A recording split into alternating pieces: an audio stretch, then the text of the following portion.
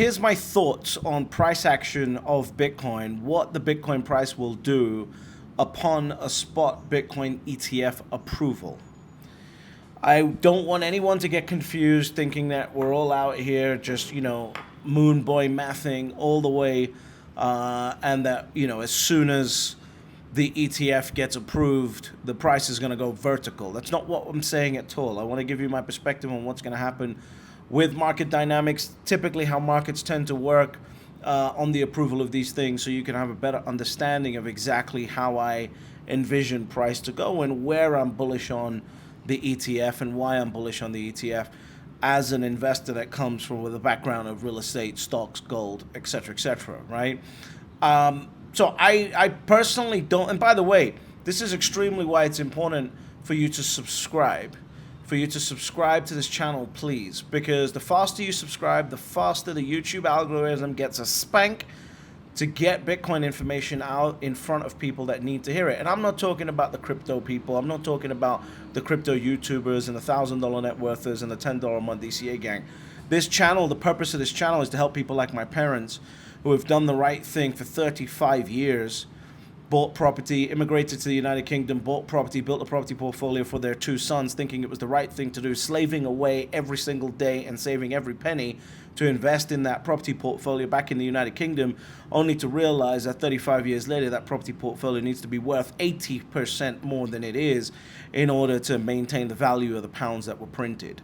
That's who this is for, which is why I need you to subscribe, why I need you to share the video, so people can understand Bitcoin price action from this perspective, not the hype and the crypto YouTube perspective that is out there right now. So, here's what I think happens. I think we see a sudden spike on approval, and then a heavy dip, right? A heavy dip on the approval, right? I think it will turn out to be a sell the news event, just like every event like this is. It's a sell the news. By the way, there's a difference between approval and trading, right? Approval is where they say, okay, cool, we're gonna approve this, and then the trading day is when it actually starts trading. I'm talking about approval here, right? Because a lot of people think the moment it's approved, that's when it starts trading. That's not what happens. It gets approved, then there's a bunch of little processes that need to happen before it can actually start trading and accepting capital. So on approval, I think we see a sudden spike and then a heavy dip, right? Shortly after, I think it will be a sell the news event. As we get closer to the actual trading date, we'll start sliding back up again. The price will start coming up, right? And then I think price action only turns super bullish once we start trading, because here is how the ETFs will be acquiring Bitcoin. A lot of people don't understand this. It's a lie that the ETF has to acquire Bitcoin or any other underlying asset before trading day, right? Because the process for an ETF structure is so simple, right? As soon as the fund starts trading, the fund receives the cash from the investors, and the cash gets sent to its exchange of choice. In this case, it's going to be Coinbase, right? On across the whole of it, so you got Fidelity, etc. But Coinbase, for example, Coinbase will execute the buying of that Bitcoin and then send it to the appropriate custody accounts, which for most of these ETFs is Coinbase custody. So you have the cash that comes in, gets sent to Coinbase exchange, they acquire the Bitcoin, then send it over to Coinbase custody, and then it's allocated to the ETF. That's how it's typically going to work. If there's sell orders, right, the sell orders come through, Coinbase sells down the Bitcoin on behalf of the fund and sends back the cash. That's how this whole thing works. This happens on a daily basis, and therefore you don't need to pre-buy Bitcoin. The first day the cash comes in, you buy the Bitcoin, you're off and running. Now, there might be some retail front running that might happen, but I think that there will be institutional shorts on the market that will far outweigh the front running until the capital can truly start coming in via investment funds. Remember, investment funds can't get into Bitcoin until it starts trading. So you might have hedge funds, you might have certain people, retail clients, etc., trying to front run the ETF, and that could work. But generally speaking, I think institutions always have a plan around sell the news events. BlackRock will have a plan. All of the Goldman Sachs, JP Morgan, all these guys will have a plan to sell the news and then watch it get bought up afterwards. I think the you know, a lot of people think that the ETFs, you got to judge whether the ETF is successful on day 3 of trading. I think that's absolute horseshit, and that's not how you should judge any investment opportunity, especially like a new Bitcoin ETF, right? I think the way that you judge the ETF and the success of the capital coming into the ETF should come over 3 months, 6 months, and then 12 months post ETF approval, right? It's not going to be in the first week. The first week could be fantastic. We could have a great first week, but really what you want to do is see how much capital is locked into that ETF after the first 3, 6, and 12 months.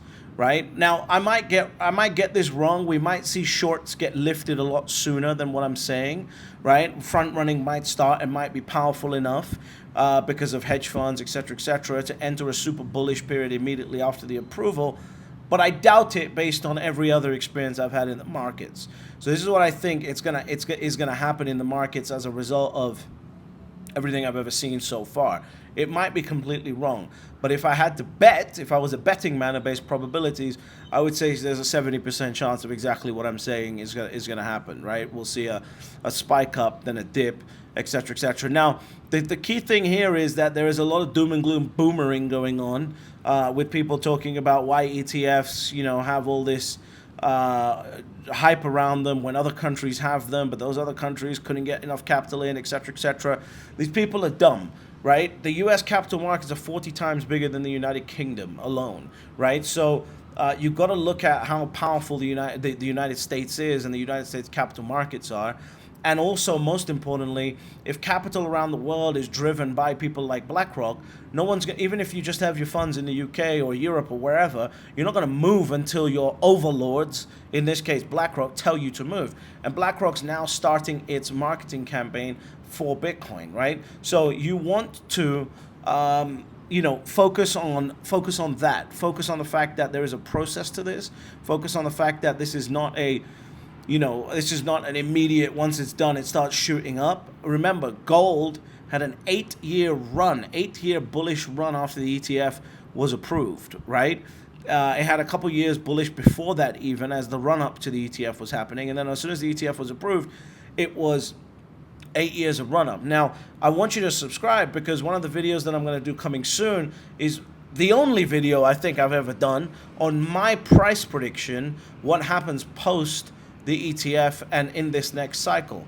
Because I don't think, there might be one, but I don't think I've ever done a video on my price prediction. All I've done is said, this is what BlackRock, ex-managing director of BlackRock, this investment manager here, says the amount of capital is coming into the market, and here's what that means for Bitcoin price. I've never done a video actually telling you my price targets for the next cycle, and I will be doing that coming up soon. So I need you to subscribe to the channel in order to get that. Now, you know, watching this video, you know, I might start coming across bearish to some people, and I want to say, you know, you're looking at it completely wrong. You're looking at it like a $10 a month DCA gang member, right?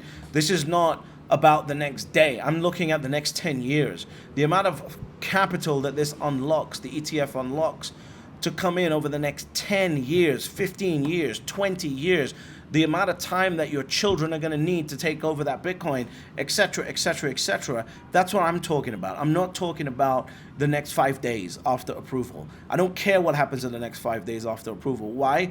Because for any number of reasons, you could have a low amount of capital go into these ETFs on the immediate days after approval, but it doesn't change the fact that Bitcoin is the hardest, safest, most secure asset on earth, and that's what people are going to be looking for over the next decade, over the next 2 decades. And in fact, if there is a dip, absolutely will be buying it because of the ETF, and I'll be thanking the institutional powers that be for giving me that dip, right? So I urge you, if you think that I'm coming across bearish in this video, to understand what Bitcoin is more and understand the long-term viability of it, and not get attached to the short-term price action of it, right?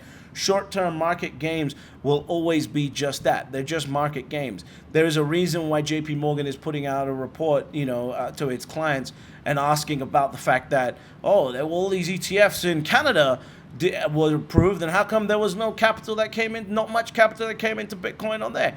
Well, because the Canadian markets are shit compared to the U.S. markets. The Canadian markets, are like a mole on a bull's ass, like compared to the U.S. capital markets. Most importantly, most of the capital that's run through Canada is instructed and managed and directed by BlackRock. So, and all of these other U.S. managers. So if they don't have the thesis yet, like, okay, you can have a fund in Canada and that's cool, but if you don't have the directive to get into the fund, then it's all pointless, right? JP Morgan is putting out shit like that to try and distract people from what is actually going on, because they probably have short positions. They're probably going to have short positions open in the market to drive the price down to profit from the sell the news event. This is what JP Morgan does. If you think a bank is going to come out here, I replied to a tweet about this. If you think a bank is going to come out here like JP Morgan and openly ask a genuine question in a report, in an investment report, you don't understand how the game works. These are marketing reports. These are designed to allow them to get a feel and massage the market to think the way that they want them to think, right?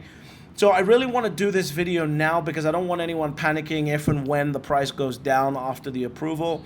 If you're expecting it to go up immediately, I think you're going to be disappointed. We may see a heavy spike, but I think there will be a dip prior to the actual starting of trading, unless that starting of trading comes a week after, which I don't think it will. So it's really important right now. We're about to enter a field and a moment where everyone is going to be competing with everyone else to buy Bitcoin at the right time. Right? Because that's what traders think that is right. And eventually they're going to realize that they just need to buy Bitcoin. And that's when the FOMO is going to start. The FOMO will start because this is the first epoch of Bitcoin where the balance on exchanges is going down every single day compared to going up, which was going on in the last cycle.